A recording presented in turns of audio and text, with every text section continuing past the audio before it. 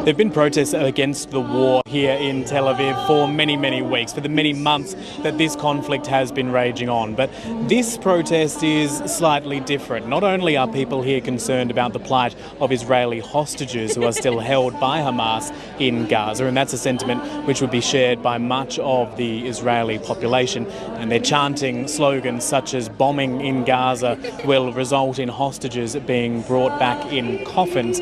They are also voicing their concern about the humanitarian situation in Gaza and the deep suffering that is being experienced by the Palestinian population. It's very hard to see the humanity of the other side.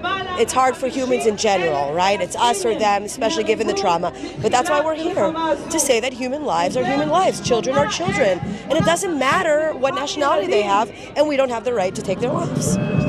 Many of the people here are holding up slogans, holding up signs saying things like Palestinian lives matter. What's important is that they are also holding up photos of children who've been killed in this war in Gaza. Now that is important because earlier this week the Israeli police tried to issue a directive to the organisers of this protest saying that that could not happen, that would incite violence. Once that was leaked to the media, they quickly backed down. But it is a show of defiance from those gathered that they are pressing ahead, wanting the world and wanting the local population to pay attention to these stories. It's unbelievable.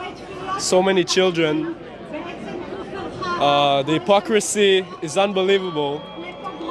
Even more so that today is Holocaust Memorial Day.